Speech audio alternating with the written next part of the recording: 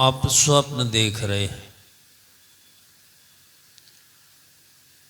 स्वप्न में आप अपने हाथ से एक अपना मकान बना रहे हैं। मिस्त्री नहीं है आपके पास, ईंटें हैं, मसाला है, सब कुछ तैयार है। आप सब सूत लेवल सब कुछ काम बड़ी तकनीकी से करने में लगे हैं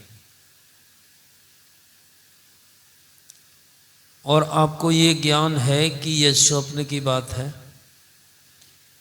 क्या आपको ये ज्ञान है कि ये स्वप्न में हम मकान बना रहे हैं? जरा विचार करके बताइए। आप अपने हाथ से मिस्त्री, लेबर, सीमेंट, मसाला, ईंट सब कुछ काम पूरी लगन से लगे हैं और आप स्वप्न की अवस्था में अपने बिस्तर पर पड़े हुए हैं। क्या आपको ये ज्ञान है कि मैं स्वप्न में अपना मकान बना रहा हूँ? बताइए, जरा एक बार बताइए। क्या आपको ये ज्ञान है कि मैं स्वप्न में मकान बना रहा हूँ? यदि आपको ये ज्ञान हो जाए कि मैं स्वप्न में मकान बना रहा हूँ, उसी क्षण आपकी सब आसक्ति, ईंट, सीमेंट, पानी, जमीन, सब से मोह, अज्ञानता छूट जाएगी। अब प्रश्न होता है, जो ईंटें आपके पास थी, जो मसाला था, आप जैसे ही जागृत अवस्था में आए तो वो सब कहाँ चला गया? जो सामान था वो सब कहाँ चला गया? सामान था ही नहीं, जाएगा कहाँ? इसी काम को संतों की युक्ति से आपको करना होगा। प्रकृति में 3 ज्ञान आपको लगा करके दिए हैं। एक गहरी नींद का ज्ञान। आप कहेंगे गहरी नींद में ज्ञान होता ही नहीं है, होता है। एक स्वप्न वाला ज्ञान और एक जागृत वाला ज्ञान। कल महाराज श्री भी इस पर कुछ बातें आपको बता चुके हैं, लेकिन जो सावधानी से सुनेंगे वो जरूर समझ जाएंगे। जागृत का ज्ञान अभी आपको प्रत्यक्ष हो रहा है। स्वप्न वाला ज्ञान, जब आप स्वप्न देखते हैं तो स्वप्न जब देखते हैं तो जागृत वाला ज्ञान आपको नहीं होता है, और जब गहरी नींद में चले जाते हैं तो ना जागृत वाला ज्ञान होता है और ना स्वप्न वाला ज्ञान होता है। जब भी ज्ञान होता है तो एक अवस्था का ही होता है।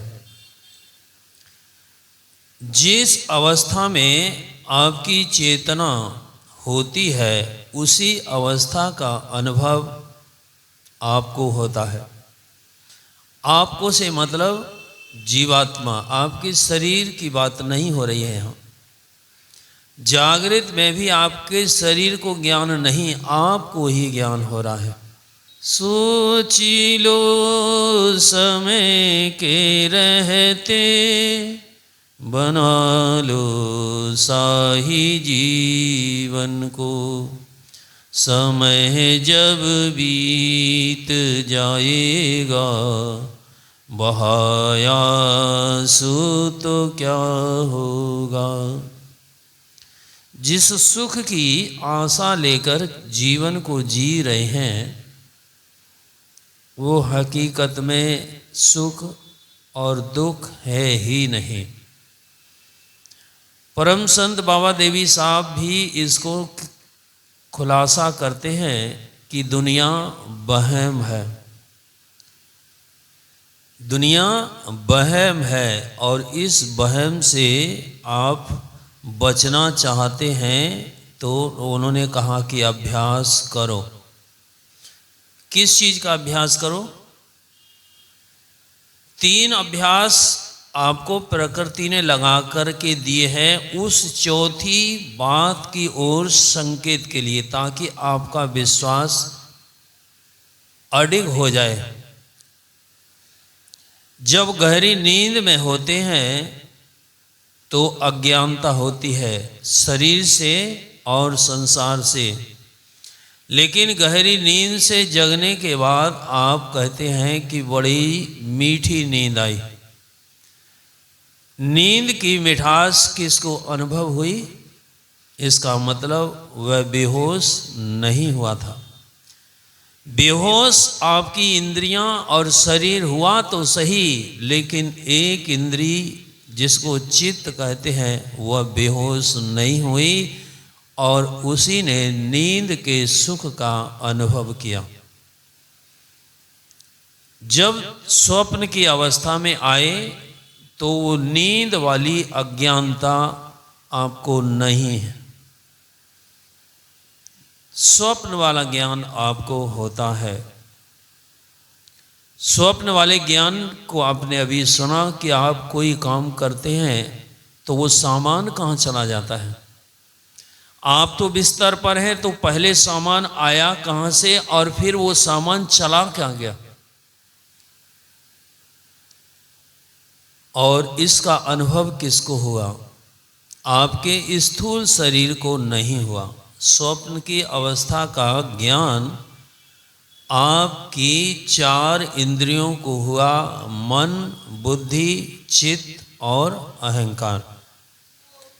4 इंद्रियों ने स्वप्न का अनुभव किया और जैसे ही स्वप्न से आप जगते हैं तो आप जागृत अवस्था में आकर के 14 इंद्रियों के साथ व्यवहार करते हैं। 5 ज्ञान की इंद्री और 5 कर्म की इंद्री, 4 अंतःकरण की इंद्रियां, मन, बुद्धि, चित्त और अहंकार। इसी को संसार कहते हैं और इसी को संसार की दृष्टि में जगना कहते हैं। जब स्वप्न की अवस्था में थे तो ना तो गहरी नींद की अज्ञानता थी और ना ही जागृत वाला ज्ञान था। जब आप जागृत वाली अवस्था में आ गए तो ना स्वप्न वाला ज्ञान है और ना गहरी नींद की अज्ञानता है। ये 3 अवस्थाएं प्रकृति में आपको शरीर के साथ लगाकर दी हैं, लेकिन इस पर भी आप जब तक सत्संग नहीं करेंगे आपका ख्याल इस ओर नहीं जाएगा कि हमारे साथ ही ये तीनों काम अपने आप हो रहे हैं। और देखिए बड़ी अद्भुत बात है, नींद जब आप लेने के लिए जाते हैं तो आपको सब काम बंद करने पड़ते हैं। यहाँ तक कि पहले आप मन और बुद्धि को बंद करते हैं, तब आपको नींद का सुख मिलता है। यदि मन और बुद्धि को बंद नहीं करेंगे तो आपको नींद का सुख नहीं मिलेगा। अब प्रश्न और होता है, नींद आप बाजार से खरीद कर लाते हैं या और कोई माताजी पिताजी चम्मच में आपको नींद भर करके दे देती हैं? नींद कहाँ से लाते हैं?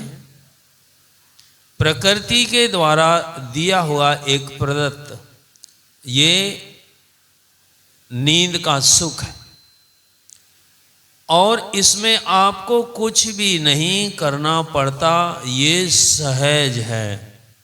आप समझ लीजिए, जिस सहज योग को आप पाना चाहते हैं, करना चाहते हैं, तो पहले इस नींद की सहजता को समझिए।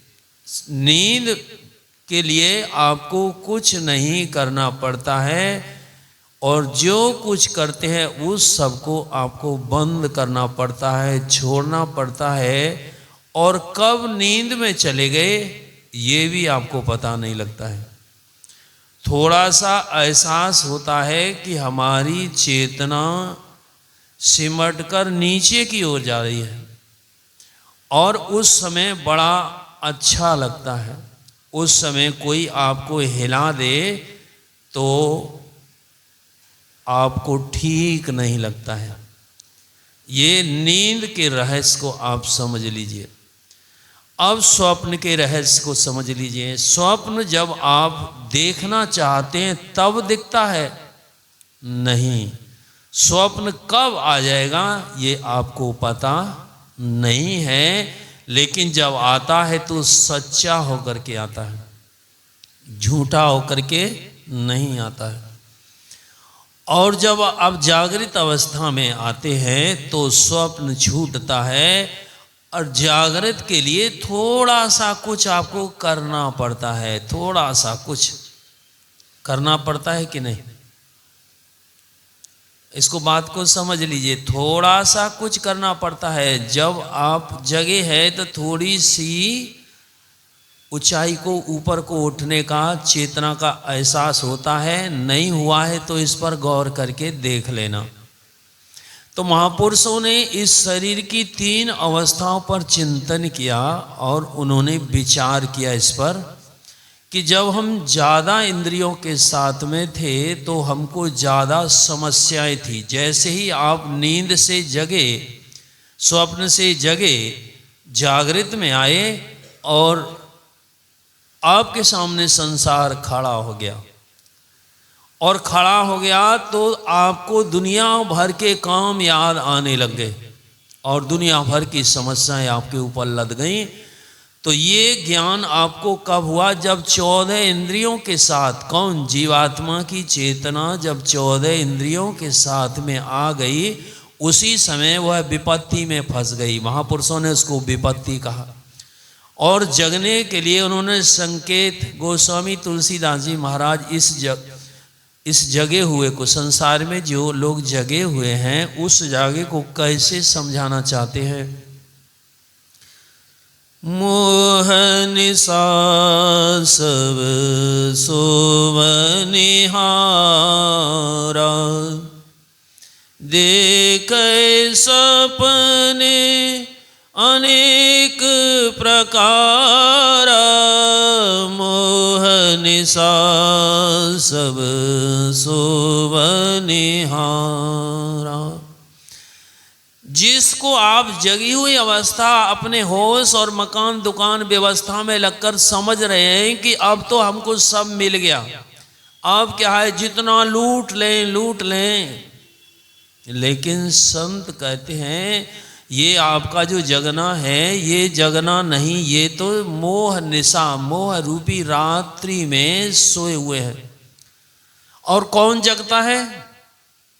यह जग जामिनी जागए जोगी, परमारथी परपंच वियोगी, यह जग जामिनी जागए जोगी।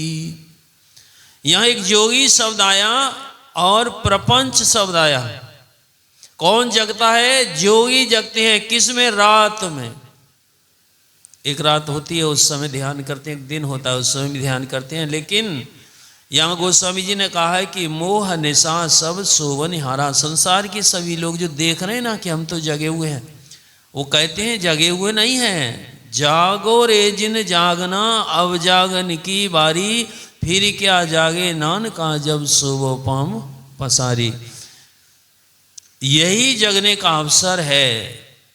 और पहले जगना सत्संग के द्वारा होता है और फिर दीक्षा लेके साधना की जाती है, और जो साधन का अभ्यास करते हैं वे योगी होते हैं। योगी भी कह सकते हैं और जोगी भी कह सकते हैं। पूज्यपाद बाबा कह सकते थे जो अपने को खर्च होने से बचाता है, अर्थात जोड़ कर रखता है या समेट कर रखता है, वही जोगी है। आपकी आत्मा की चेतना इंद्रियों के घाटों से संसार की ओर बहकर खर्च हो रही है, इसको समेटना है, अर्थात इंद्रियों से समेटेंगे तो समेटने का एक लाभ स्वप्न अवस्था में हुआ था, 4 इंद्रियां फिर भी शेष थीं। उसके बाद जब गहरी नींद में चले गए तो वहाँ एक इंद्री से का आपका पाला पड़ा, 13 इंद्रियों से आपको छुट्टी मिल गई, लेकिन एक इंद्री जो बच गई, महापुरुषों ने कहा इससे कैसे पीछा छूटे, तो उसी से पीछा छुड़ाने का उन्होंने अभ्यास बताया, योग की युक्ति बताई। और वो कहाँ छूटेगी, जब आँख से ऊपर आप अपनी फैली चेतना को समेटेंगे। सदगुरु महाराज कहते हैं कोई बिछावन फैला हुआ है और उसको आप समेटते हैं, स्वाभाविक रूप से उठता है। तो गिरने की व्यवस्था परमात्मा की प्रकृति ने दी है, लेकिन उठने की व्यवस्था वो सदगुरु के हाथ में है। जब आप दीक्षा लेकर उसका अभ्यास करेंगे तो फैली चेतना इंद्रियों से समेटकर ऊपर की ओर चलेगी, जहाँ चित्त की कोई बिसात नहीं रहेगी। और चित्त क्या चीज़ है, उपनिषद में कहा गया है कि जैसे कोई खड़ा चना है, साबुत है, उसको खोल कर देख लीजिए, बस फिर उसकी उपजने की शक्ति समाप्त हो जाती है। और इसका अभ्यास जब तक आप नहीं करेंगे तब तक आवागमन समाप्त नहीं होगा। समय हो गया है, आगे की बातें फिर बाद में होंगी। श्री सद्गुरु महाराज की जय। आप YouTube के माध्यम से MMB ऑफिशियल चैनल पर जाएं और उसे सब्सक्राइब करके इस सारे सत्संग को घर बैठे भी देखें और उसको सुने। श्री सद्गुरु महाराज की जय।